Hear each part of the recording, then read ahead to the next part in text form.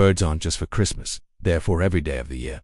And they're not just for Christmas dinner. There are thousands of species of birds alive today. They come in all shapes and sizes and have beaks perfectly shaped to their unique diets. But did you know that there were once giant birds that soared through the skies during the age of dinosaurs? Today we're going to talk about some of the ancient aviators that lived during the Mesozoic era. Let's get into it. When most people imagine a bird from the age of dinosaurs, they imagine something like an Archaeopteryx, a small feathered dinosaur-like creature that was probably pretty clumsy on the ground, but could glide through the air with its long feathered tail acting as a parachute. And while Archaeopteryx is one of the most famous Mesozoic birds, it was far from the biggest. In fact, at around 3 feet long, it was fairly small. But what about the largest birds of prey that ever lived? Birds that could take down prey nearly as large as they were. The largest flying bird ever discovered is a pelican-like terror named Pelagornis, and it really looks like a cross between a pelican and a vulture. But this bird was no scavenger.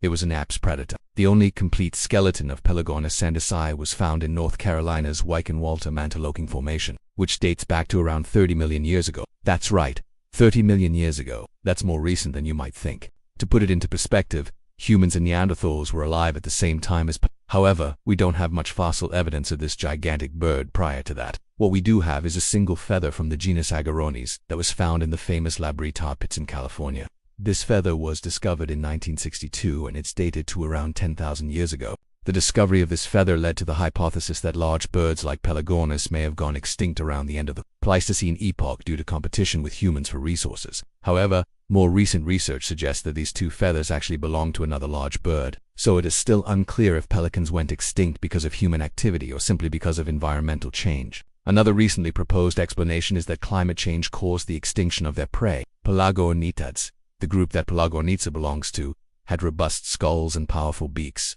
much like modern-day pelicans. But unlike modern pelicans, they didn't catch fish. Instead, they ate other sea, and their favorite meals seemed to be ichthyosaurs, which were large marine reptiles that looked kind of like dolphins. Ichthyosaurs were extremely abundant in the oceans during the Mesozoic era. They were so successful, in fact, that they became the apex predators of the seas. But at the end of the Jurassic period, ichthyosaurs went extinct, likely due to major environmental changes. And with the disappearance of their preferred prey, their fossils become much less common in the fossil record. And by the beginning of the Cretaceous period, they had disappeared entirely. Some researchers believe that this event also led to the rise of modern birds. With their apex predators gone, smaller birds were no longer at the top of the food chain. They could diversify without being constantly hunted, and eventually they gave rise to the birds we know and love today. While Pelagornis sandersi was undoubtedly one of the largest birds of all time, it was not the largest bird that lived during the Mesozoic era.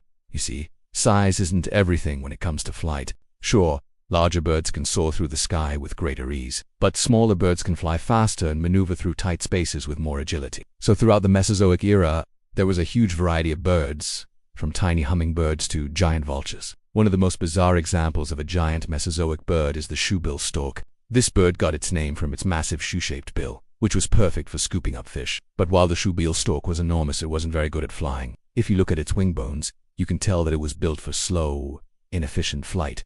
Basically, it couldn't fly very well. It was one of those situations where being big wasn't helpful. The shoebill stork had to spend a lot of energy flapping its wings to stay aloft, which meant that it couldn't go very far without needing to rest. Because of this, the shoebill stork spent most of its time near water, where it could conserve energy by floating on the wind. Like modern storks, they would also use their long legs to wade into the water and catch fish. But if the shoebill stork was such a terrible flyer, how did it even get around? Well, it turns out that they had a trick up their sleeves. Or should I say feathers? You see, while they weren't great at sustained flight, they were excellent gliders. When they jumped off a cliff or a tall tree, they could spread their giant wings and glide for miles. And when the time came to land, they would simply fold their wings in and belly flop into the water. It was basically the avian version of park. The weird thing is that the shoebill stork wasn't the only bird that used this method of getting around. Another giant bird called the harpy eagle also had short stubby wings and long legs. Just like the shoebill stork, it preferred to glide through the air rather than flap its wings. And it also preferred to live near water. In fact,